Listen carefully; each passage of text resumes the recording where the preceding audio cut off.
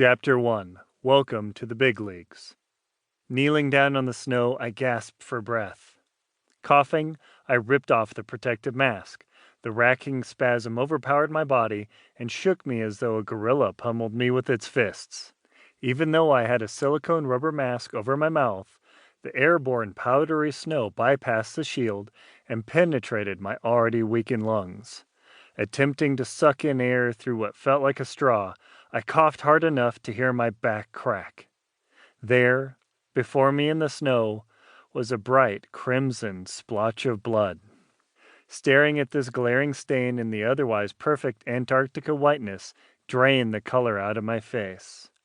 Part of that had to do with my tuberculosis-like cough and an inability to breathe. The other part was a palpable fear. In no way was coughing up blood normal. Had I been in San Diego, there would have been plenty of options should the problem worsen. But I was not.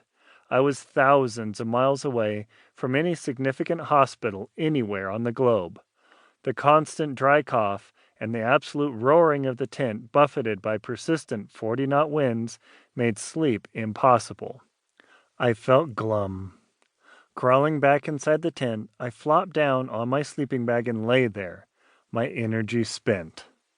My immediate reaction was to inform Antarctic Logistics and Expeditions, ALE, about what happened, and, after that, I would have to tell my expedition manager and girlfriend, Kelly Gaffney, too. But a crushing sense of fear overtook me. Should I reveal this new and alarming detail? I lay motionless, simultaneously holding back a sob and a scream for an hour. Flipping from one side to the other, I tested for the telltale sloshing of fluid in my lungs. Should I feel anything, I knew my expedition was over. I was attempting to trek from the geographic coast of Antarctica to the South Pole and back, thousands of miles from help. Crude methods of self-diagnosis were all I had. I feared that if I let the ALE doctors know what had occurred, they would insist that I abandon the expedition. After coming this far and investing everything I had, the quarter-sized blot of red snow represented the weight of 10 years on my shoulders. A dry, irritating cough is common for people first arriving in Antarctica. It clears up in a week or two after the person acclimatizes to the desiccated conditions of the continent. The air has less humidity than found on commercial airliners due to the complete lack of moisture. In fact, the whole continent of Antarctica is considered a desert due to its average precipitation being less than 10 inches per year. For having an ice cap 3 miles thick and persistent bad weather, there was little actual snowfall. However, my cough was not only from the arid environment. Rather, it was from a lung infection that had developed from a cold I caught on the way to Punta Arenas, Chile, the jumping-off point for most expeditions heading to Antarctica. Thus far, the expedition had not gone as planned. Although my spirits were high, despite being afflicted with a serious illness far away from medical help, I had fallen badly behind my schedule. It was common for expeditions to take between 40 and 60 days to reach the pole.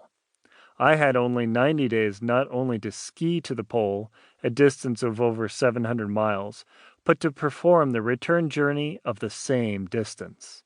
Normally, one-way expeditions were a quarter of the way to the pole by this point, roughly 180 miles. I had covered a measly 24 miles.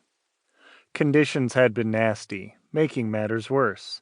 Starting at Hercules Inlet on the Roni ice shelf in the Weddell Sea, I had to climb 2,000 vertical feet in a few miles to gain the Antarctic plateau where, hopefully, the surface would level out. But a few surprises lurked around and beyond the steep slope. Right at the beginning of the trek, 2 prominent crevasse fields stood between me and the South Pole.